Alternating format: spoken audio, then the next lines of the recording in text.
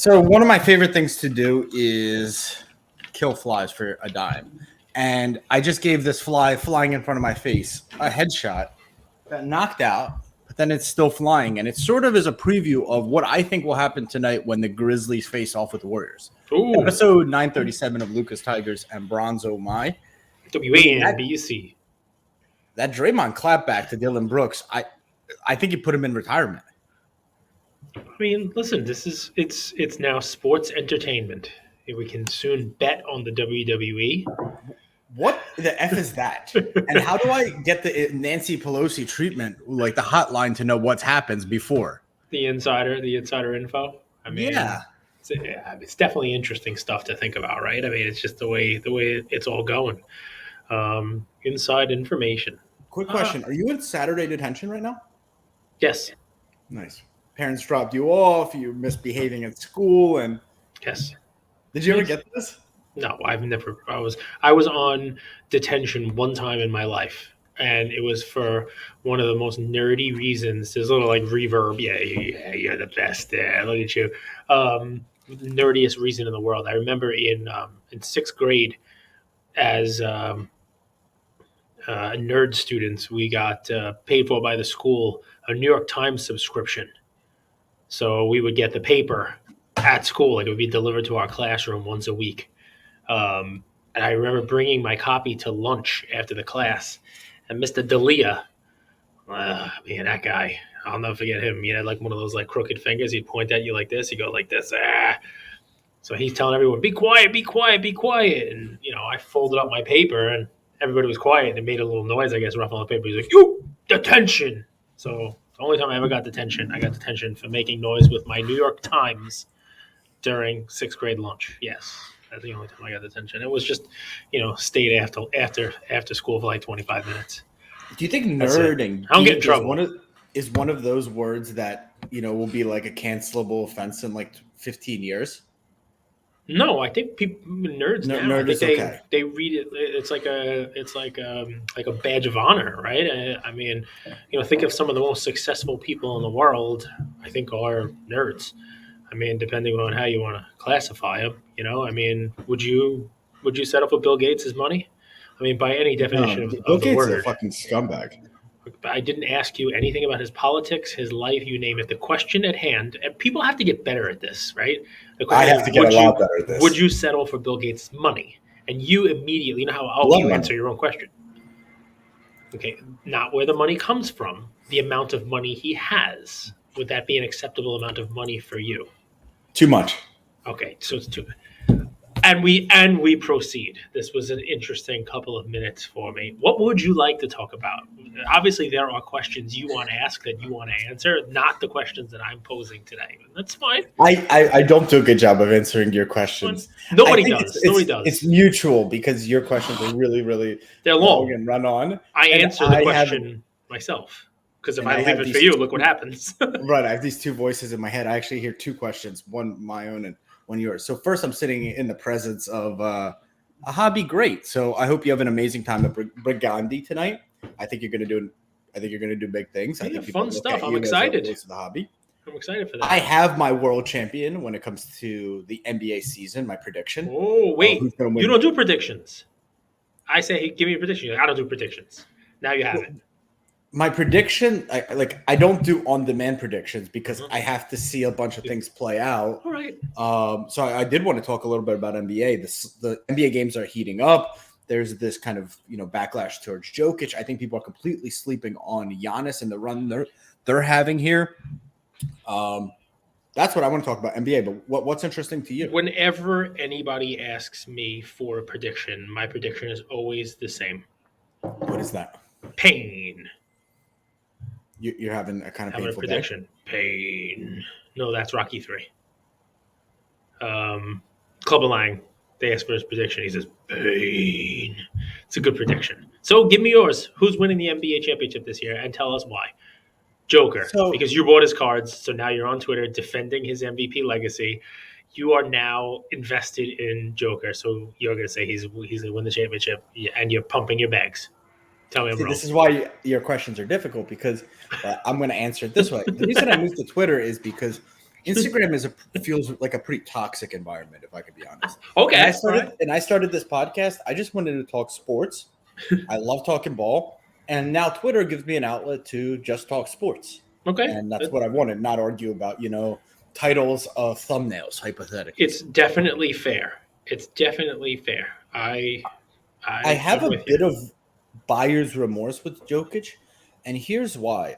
If you kind of look at his run, his MVP run, this Denver team, they were all a bit under the radar. Mhm. And it's always interesting to see when someone faces their first round of adversity. And I think that's what Jokic is feeling and seeing right now. And if you look at his last 4 games, he's actually playing pretty poorly. And Okay. I think it's all of this noise and this outside pressure that is coming, that is kind of seeping into the team. So even the last few wins, they haven't looked good. They got torched by the Bulls in Denver, where they were basically unbeatable for a long time. And even though I do think the Nuggets will make a bit of a run, they're not battle tested. Okay. We'll True. talk a little bit about KD and the Suns, because that was the craziest It's thing I've seen in a long ridiculous. time. But the team that I think is the most battle tested and they're rounding into shape are the Bucks. Now, Occasion, when he was part of our network and we talked a ton about sports, you guys would have probably loved the behind the scenes. Maybe we'll publish the texts one day, because the amount of back and forth in the texts, and I can hear it right now. It's all the director's cut. The director's cut Yeah. DVD. And I was always saying, like, the Bucks don't look good, but he was saying, let them get healthy, and he was right. Now that this team is healthy, Cage, you have Brook Lopez, who's actually probably going to win Defensive Player of the Year. You have Drew Holiday, who, because of the way advanced metrics are calculated for defense, they heavily skew to people who get defensive rebounds, and Drew Holiday doesn't do that. Drew Holiday should be in the Defensive Player of the Year category. And what's interesting is he's actually gotten better on offense. There's something like 6-0 when he scores 30 points or more. So you got that. Now you have Chris Middleton sort of playing this really interesting sixth man, which is a very interesting role from him. And now you're surrounded with way more talent. You have Joe Ingles, who's going to be an interesting piece. Bobby Portis, again, 6th man of the year contender. People aren't even talking about that. This team Crazy is eyes. a better team than the team that won the championship. And if we look back, they actually beat a team that was streaking, which was the Suns. That was the Suns, probably the high point in the Suns' little run here with Chris Paul and all that. They beat a really good Suns team, and they're better this year. So Streaking. They're streaking through the quad. they're streaking through the quad. I think the Bucks, obviously injuries, you can't predict anything. Like, who could have predicted Kevin Durant getting hurt like that yesterday? But I still think with everything shaping out, this Bucks team is going to make a run. And I'm curious to hear what you think is going to happen if the Bucks win the championship, how that impacts Giannis's cards, if you have any, pros and takes, and et cetera, et cetera. We talked about this during I don't know if it was a PWCC episode or one of the recent ones where you actually made the statement that buying Giannis's card, the last card you would buy would be Giannis's silver prism in a PSA 10, because I said, listen, Giannis is in that territory.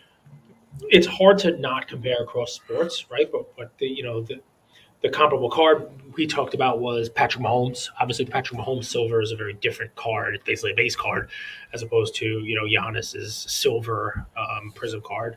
Obviously, Giannis has been in the league a couple more years, but here's Giannis with the individual hardware and one championship, and you could say, all right, it's one. Anybody could win one, right? Yeah, Mahomes winning one. Backing it up. And what we said at the time was if Mahomes wins the second one, it sets a floor. You know what I mean? As where he's going to be considered in the Mount Rushmore's discussions, the GOATS discussion. As a matter of fact, when he won that second one, people came out and were like, if he retired today, he's a Hall of Famer because he got the individual accolades and he's got the champiomships for it. It's very rare company to be an MVP player, play at the basically top 5 MVP for a prolonged period of time, and then win multiple championships. There's not that many people who would fit in that category, and the ones that are the people who are consistently mentioned in the top 25, top 50 NBA players of all time.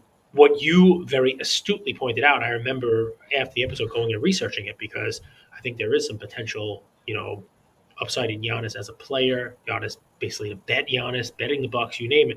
But what you pointed out correctly, and I'll I'll take a pause for a second and say this is something that I think you and probably a lot of our audience has learned over the last couple of years is that just because Giannis has some significant upside as a player, the Bucks have some upside as a team, and their odds to win a championship might be higher than you think they are right now. That doesn't mean jump in and buy his cards because his cards have run up and haven't exactly come down.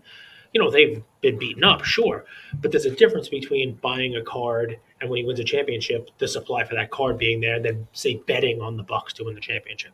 I do believe what happens if Giannis wins is that the prices that they're at now, it will be difficult for his cards to go lower than that. It sets in a better risk reward analysis because he's done so much. A lot of what we talk about with cards is that that potential versus actually doing something, right? That Josh Giddey, he looks great. I mean, the dude's got 17 assists and he looks like he could be a great player. And the price you're paying for it is because he's going to do it for X number of years. Maybe be talked about as an MVP. Maybe win a championship. Maybe. Well, as each year progresses, if Giannis wins an MVP, Giannis wins a championship, the maybes become actually done, and it sets kind of a floor for for what he's done. I would be a buyer in certain Giannis cards. I would, but not many, because as you said correctly, Giannis's stuff, it's expensive. It's not cheap by comparison to some of the other players in the league. 2 championships is a big deal, and I would have a hard time arguing against it. Because let's just look at the teams, right? Look at the teams in the top of both areas. I've said this about the West the entire time. Don't tell me about the Suns or the Jazz. I don't even know if the Jazz are doing, but in previous years, Jazz were 60-win teams, and it didn't make a difference. You knew they weren't going to win. The Suns, the Nuggets. I'm not going to bank on any of them beating anyone until I see them actually do it. Western Conference Finals? Sure. They could all get to the Western Conference Finals. Finals? Sure. But Giannis and that team battle tested, plays as a better team. They have cohesiveness. They've played together, and that actually matters against a team like the Suns. That's adding in a KD, and who knows what you're going to get if he's going to be playing, and blah blah blah. But talk about it. I mean, even if you throw those names in there, the Nuggets, the Suns, not that many teams in the West that I would say are like championship pedigree. Sure, the Lakers. They're the 9 seed now, and that's after playing incredible for the last week. The Warriors, great championship pedigree, and I'm sure they'll find a way to put it together when it matters. But I think they're 3rd worst in the league behind the Rockets and the Spurs in road wins. I think they have like 7 wins on the road. I mean, that's tough to expect them to actually do anything. And then in the East, what do you got on the top? It's just basically them and the Celtics. You want to throw the 76ers in there in the equation? Fine. Everybody else is a pretender. Go ahead. Sorry. So 2 things there. So while you were talking, I pulled up a few things for Card Ladder to look at indices and cards. We could talk that, and then we could talk about the teams. I actually think what's interesting is the parity this year has taken away from the top and added kind of to the bottom, if that makes sense. Yeah. Like a few seasons ago, it was a little bit more top heavy. Yeah.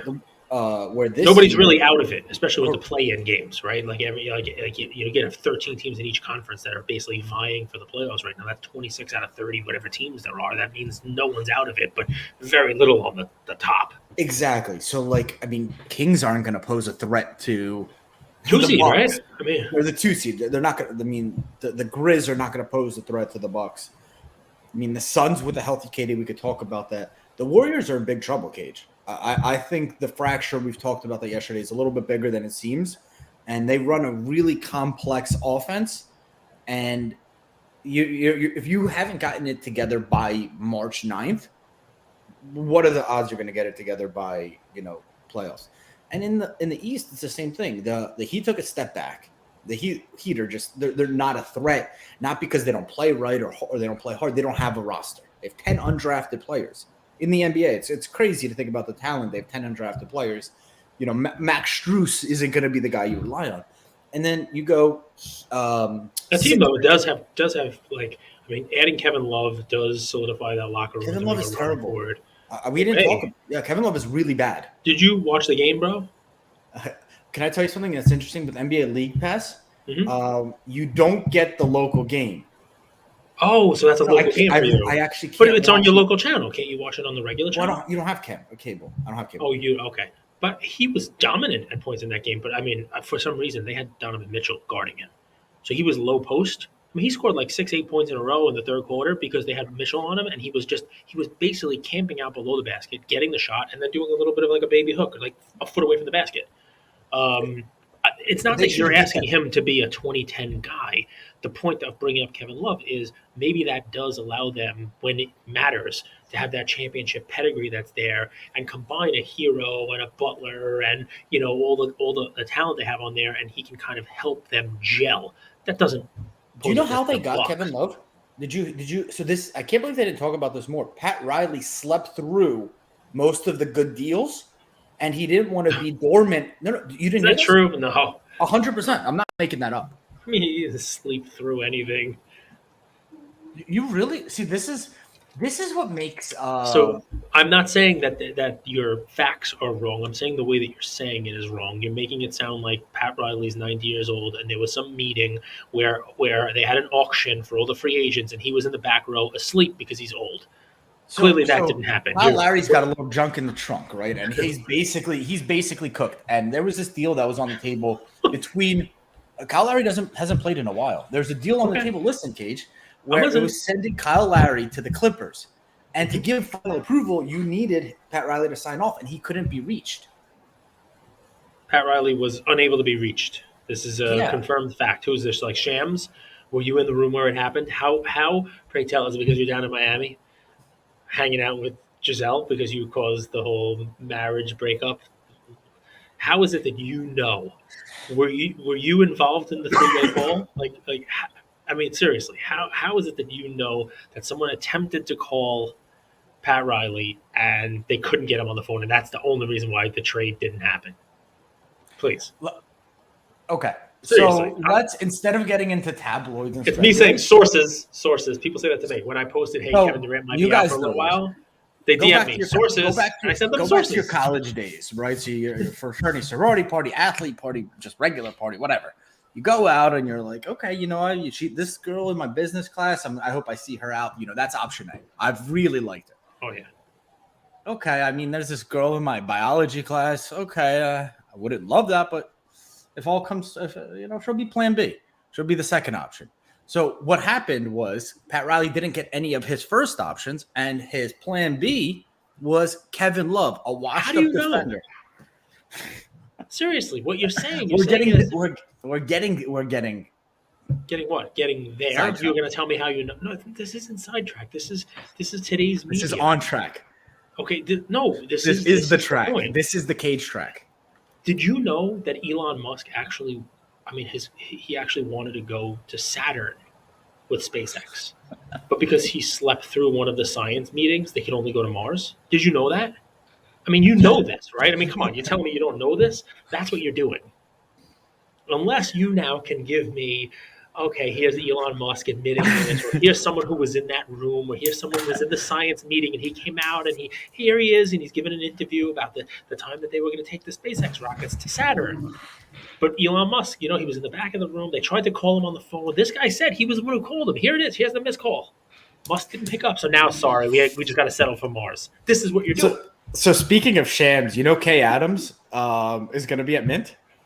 No. Yeah. That's cool. Do you know Jason Williams is going to be there playing Papa Shot? That's your plan A. I got my plan A. Yeah, I would rather play basketball with Jason Williams or white chocolate. I'd rather play baseball with Kay Adams. So Celtics and Sixers. You're the one talking about needing plan B in college. I don't know what you were doing. Okay, man. So I got one for you. Okay. Beckett special. $100, 2 to 5 day. I mean, that's pretty nice. Wrap this I like that. You want to wrap the Bucks topic? Go ahead, please. Wrap the Bucks topic. Wrap it. No, please wrap it. Wrap. Do a little rap for me. Wrap your rap. Wrap it with a rap. It's big. I like a Bucks futures. Bucks coming out in the East door. Futures and Bucks to win a second championship. And the player I pulled up was Hakeem Olajuwon. I wanted to see what Hakeem's cards in the Fleer 86 do. I know it's different because you have an active player with still upside potential with a retired player, so it's slightly different. But I just wanted to see, so I could pull up that chart. Yep. And then I also wanted to. That was exactly what Cajun said. He said, "Here's why. Here's why you don't buy Giannis. Here's why you don't buy him. Here's his ceiling." And sent the picture of Hakeem Olajuwon. Exactly right. 100% right. Cajun said that? Yep. Yeah, the text that you want to disclose in the director's cut, go back, you'll see it. But Miss that why is guy. he? Why Cajun, is we he love so? you. Why is he so? By the way, if everyone who's asked us about Cajun, he posts every single day. It's just Cajun Cardboard on YouTube. He's the best. Yeah. Question. So why does he buy Giannis then? Just as Why a does who? collector, Yeah. Cajun? Well, I mean, I would think, first of all, he's a big 2012 Prism fan. I think the green set he thinks is undervalued because it's one of the, it's one of the few Giannis is parallels. 2013 now. So, but you bleed into 2013 also, the whole deal. I think he's a Prism guy. But then Giannis, I mean, I think if you would ask him here and he's not here, maybe we'll have him on. KJ, you want to come back on as a guest? I think he would tell you he probably isn't buying Giannis right now. He's buying MJ and MJ only. That's it. So Giannis listen, is plus 600 to win MVP. Plus 600. First in the East. yeah, Is it that he missed too many games? Like, he missed some games, but there's still. I don't know. I forget who said it yesterday. If it was Bill Simmons, maybe, or Colin Howard, or one of the guys. Said, hey, why are we all going nuts about what's going to happen in the MVP? There's still 25% of the season to go. Anything can happen. Records can shift. People can go into a little bit of a slump. Embiid can go out there and score, 35, 18, and 5, whatever it is, can rest this thing away. Let's not crown anyone the MVP yet. We're only 3/4 of the way through the season, which is valid. Giannis as an MVP, I haven't really heard much Giannis talk MVP. What's funny about it is because it's a reverse Jokic. Jokic is getting a little slander now, but it's not like, oh, he doesn't deserve it this year. It's, he didn't deserve it last year. Like you can't give it to him 3 years in a row because he got a gimme last year they shouldn't have earned.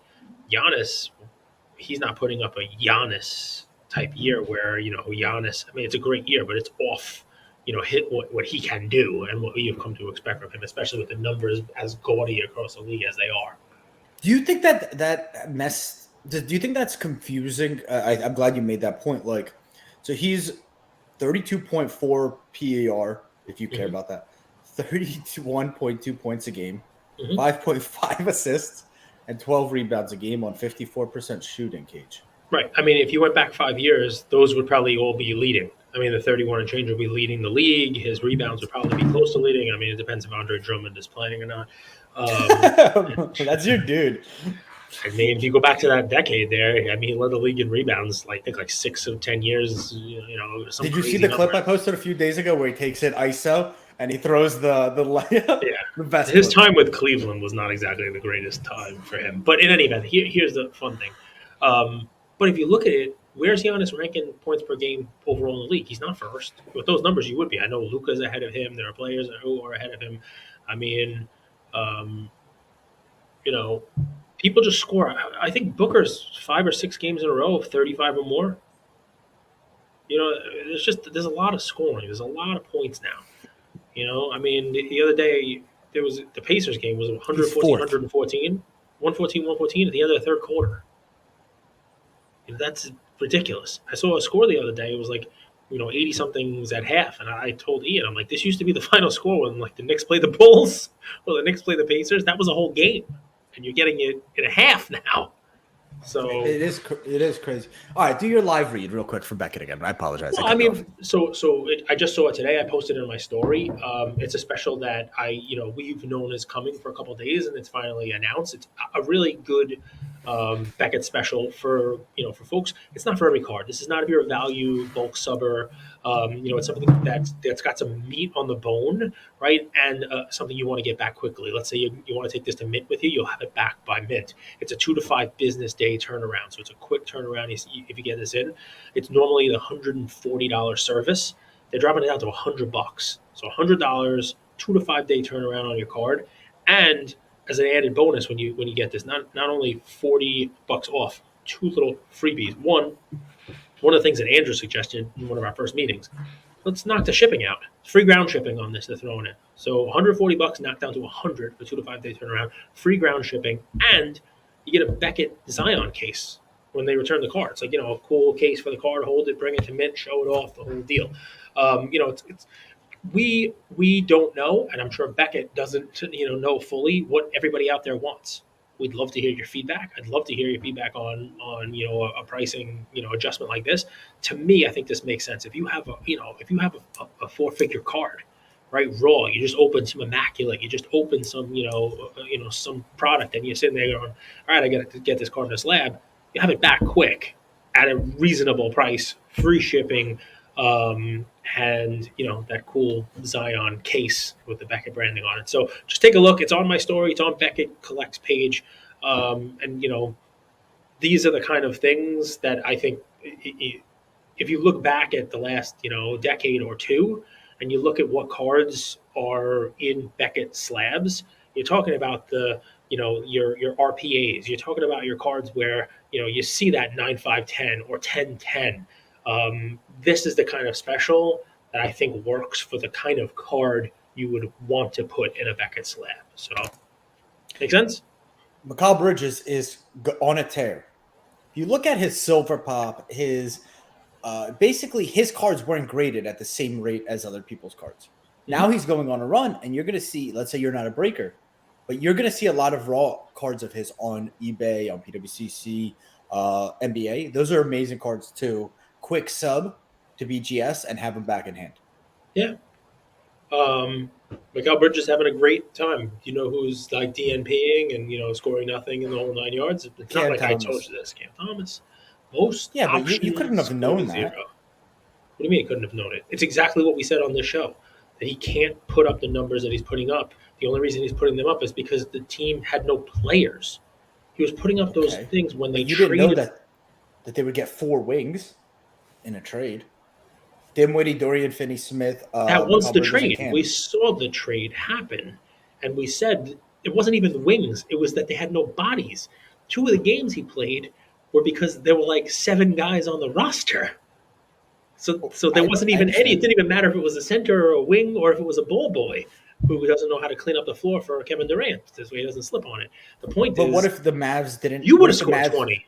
Somebody has to put the Yeah, ball in the right. basket. You would have. No, what if instead of Mikal Bridges, the Suns would have traded DeAndre Ayton, and now Cam Thomas would have filled the role? But they of Mikal didn't. When Bridges? we said it, we knew who was coming back. But more Okay, importantly, fine. I didn't know that. But even if that's the case, Cam Thomas, if they got DeAndre Ayton instead of Mikal Bridges, okay, then Ayton would have been scoring, right? And Thomas would have been playing, but he would have been playing as the sole basket shooter. He wouldn't have been the only option on the team. Literally, go back and look at those things. They had no one else to play because it wasn't just that they had traded away Kyrie. It was that in that trade, the players hadn't made their way to the Nets yet. So their roster was, it was like an unmanned team. You know what I'm saying? So most teams. So don't buy the hype. Don't buy the hype with Cam Thomas. Yeah, 100%. I mean, it's over. It's over already. Listen, you want to fight me on every turn? That's perfectly fine. I think that the point here, which didn't have to turn into an 8-minute thing, was exactly what you finally got to, which is Cam Thomas with a lot of hype. There were a lot of reasons for it, and more often than not, you're going to be able to in the NBA find a legitimate wing player who is probably better than Cam Thomas. No besmirching. Mikal Cam Bridges, go on record right now. He's probably up 150% since the trade. He's putting a gaudy, amazing number. Buy him in the offseason if you really believe in him. He's putting up great numbers. They're not going to have any real success in the playoffs. His great numbers will be forgotten about in a month. You're so smart. I'm on record. This is why he's going to Brigandi. He's got his opener. If you're looking, I know you guys hear by Ruth and Ty Cobb and Jackie Robinson, but for the one person in the audience that's looking for Mikal Bridges, now's not the time. Listen, it's smart to have someone like me go to a Brigandi event because of exactly what you just said, right? So it is smart to have so. It's smart to have someone. You said, "Oh, I know you guys are buying Ty Cobb. I know you guys are doing all this stuff. I know they have like giveaways and stuff." You know what I brought? Maybe people will open it at my table, or maybe we'll do a giveaway, we'll do a raffle, or maybe I'll just open it because everyone's going to be there with T206s and old crusty stuff. And this isn't exactly new. I didn't bring like an ultra modern. No, don't show us the old crusty stuff on your T206. No one wants to see that. I brought a Donkey Kong box. This is Mario, Super Mario Bros. Rookie card is in here. His first appearance of Mario. So I got a sealed Donkey Kong box from the 80s. Mix that in with your T206s. BBC authenticated. $3 billion bucks. Anyone? Cage authenticated. Cage. But I have some type ones. I brought some stuff, but I figure, let's mix in some fun. Let's have these, the stuffy vintage guys on a hunt for what? For a Mario rookie, Super Mario.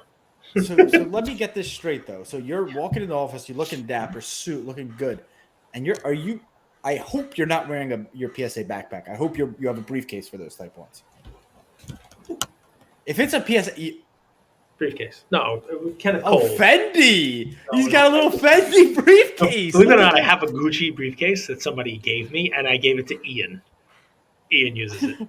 Yep, Ian uses it for his cards. For when he's walking into the NBA in 15 years, he's gonna be. It's not my style. It's got yellow gold on it. I don't. You're not a black yellow. gold. I'm not a yellow. I'm not a yellow gold type of guy. That's not my thing. I don't wear any yellow gold. I got one piece of jewelry. That's it. It's the one piece of jewelry. So we talked a little bit about. So I got a little Donkey Kong box. You're jealous. You want to open that. Donkey Kong's that video game is the first appearance of Mario before Super Mario Bros. He's in the Donkey Kong video game, so it's gonna be fun.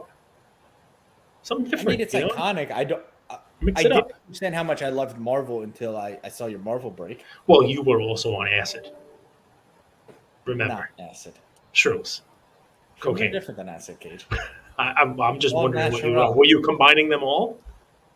No, I mean, the all coca natural. leaf is also natural. No, The way does the cocoa leaf make cocaine and chocolate, and or is that the cacao leaf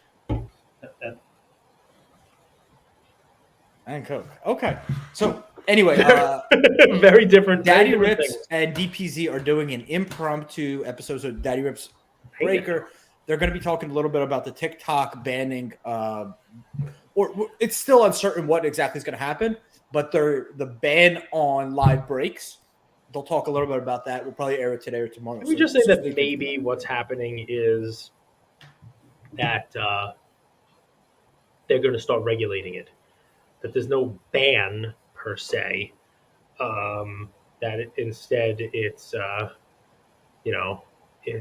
it's they're trying to pull back on it so that they can roll it out, regulating. They can update the app, maybe put in like the ability to pay, the ability to put everything on there, and maybe put some oversight over it.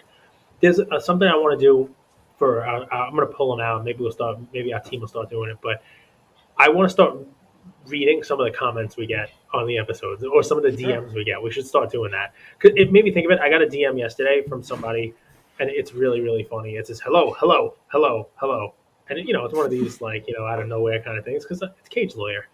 It says the person says their name. I'm looking for a lawyer. Hello, are you a lawyer? I'm looking for a lawyer. So I wrote, sorry, that's just my name. Cagella Wire. I split it up. My last name is Wire instead of Cagella. Lots of people that make mistakes though. Sorry, don't worry about it. All right, can we be friends? Anyone there? I need someone who can borrow me $50. I will pay the person on Saturday $500. I need it urgent. Help me, lawyer. What is going on? This is Instagram. Why do we get these? Who are these people? Please help me, lawyer. Give me $50. I'll pay you $500. You don't want to tell people their handle? No. Is this a private handle, or is this like a actually run account? No, it's a person's name. It's a person's name. It's like a people have no shame. People have no shame.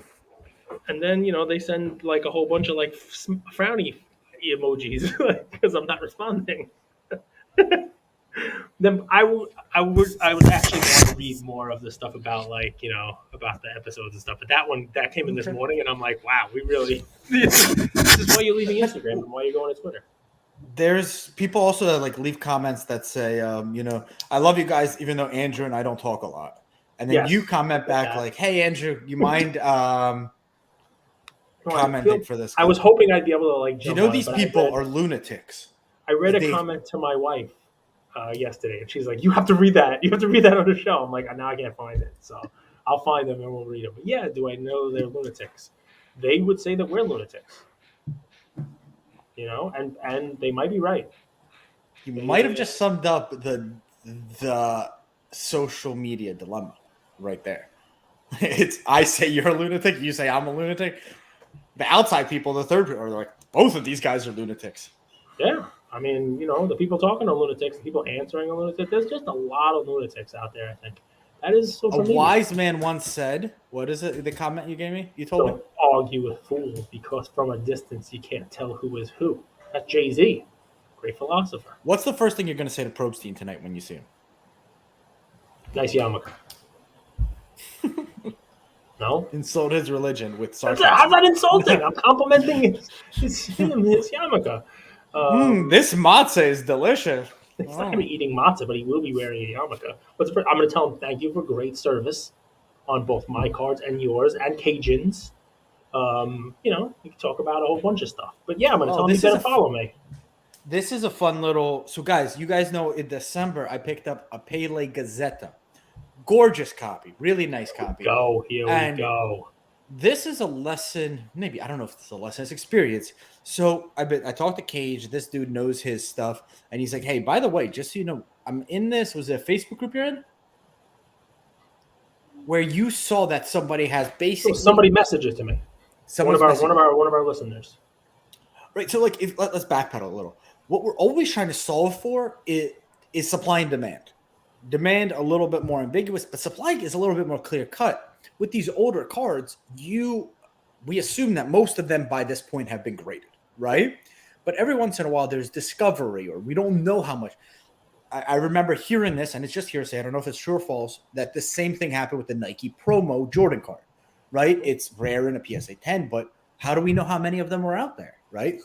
What if somebody has 5, 10, 500, 10, 1,000 of these, and they're slowly getting them graded and slowly liquidating? So what I learned about the Gazzetta is that somebody owns a lot of them in the uncut fashion, and that the population, I anticipate, will go up. So even though I have a nice 5, I don't know if I'm going to have the nice 5 in 2 years. There might be 15 5s, 3 6s, a 7, and an 8. And even though I love the copy, I felt it would be irresponsible to hold through that uncertainty. So I sold it, basically got my money back, maybe lost a few $100. But yeah, sold the Gazzetta Pele. Basically, this is part of price discovery and also just discovery overall. I mean, the information that we got was that, there's a ton of stuff in Brazil. When you talk about, Pele cards, Pele stuff, there are, we went through this with, that Gazzetta card for me when I had a 4, and that was Pop 1, the highest graded, and then it wasn't. And Andrew got a 5. And, some of our listeners, would say, I'm in Facebook groups, I'm in this, this is a group I'm in. Here's one guy, and he posted, basically like 50 of the Gazzetta uncut sheets where it has the Pele on it, can get cut out. So, while Andrew's 5 is really nice now, who knows when a 6, 7, 8 or whatever is going to pop up and all of a sudden drive down the prices on these things. So, it's just one of those things you have to be aware of when, you're dealing in items that just don't have a track record. You never know how many of them are out there. But smart. I think you did the right thing on it. Meanwhile, I sold some Pokemon cards on Golden last night and got taken to the woodshed. So how's that feel? Terrible. What goes through your mind when that kind of thing happens? I mean, am I at fault? I'm at fault for a bunch of reasons. So number one, the first thing that goes through my head, and I'll be quick on this because we got to wrap it up, is you make your money on your entry, and you can also really get hurt on your entry. And I'll tell you, the cards I sold specifically were ones that I knew I was going to take a loss on. I just didn't know the extent of the loss. But these were the last few holograms that I purchased trying to, chase the set and get one card shy and not have the Charizard. Right. And they were the ones at the peak. And he was like, oh, Hitmonchan. All right, well, this one just sold for 17. This one's 23,000. I better buy in. If I can get one, if it just sold for PWCC for 23,000, if I can find one in the private and buy it for 18, I'm getting a bargain. Or the next one sells for 20, I'm getting a bargain. Well, I wound up selling it last night and clearing like 7. And several of the ones that I purchased at the end, it's my own fault because I chase these things, and we're allowed to talk about this. We're allowed to talk about how not every move is the right move, not every buy is the right buy. And look, even when you plan it out, should I be selling these now? I don't need the money per se, but you guys know my tale of woe. I've been selling cards this year, and some of them I expected that I was going to be making gains on, and I was expecting to have these as losses to offset gains. Instead, I'm just winding up with losses. the I don't need the money, right? Is you don't need the money, but you want the money to redeploy in other stuff that makes you happy and brings you fulfillment. Well, You'd these rather have the particular money to put into something else. maybe these particular cards. I mean, honestly, I think whoever got them at good prices, and and I wouldn't mind. So with these, it's why I say I don't need the money on it is because in a perfect world, and you can never time this, but in a perfect world, I would have sold these to change my basis in them and be able to buy them back. They're cards I want. Like I still want You that really Pokemon want first these? edition. So I like those cards. I really do. You And want a Hitmonchan yeah, first edition? yeah. Why? Because What's the collectability that will be there with that card? so that's an episode for an entirely different day. But Okay. we should talk about the difference between the value in set building and how that is a collector thing and not a flipping thing. And that set building is one of those things where I would say it's only something that collectors do. Okay. And And that's it's just That's I mean, look, a great place to end. And maybe if we'll remember, we're very tangential people, so we might not remember it all. Maybe we'll pick up tomorrow with that same topic. works for me. With nearly 40 years as the most trusted resource for collectors, dating back to the first Beckett magazine in 1984, Beckett has been the brand that bridges generations of the hobby. We're happy to be partnering with Beckett and look forward to keeping you all updated on the big things happening at the company in 2023. Beckett, it's the name you know and the name you can trust.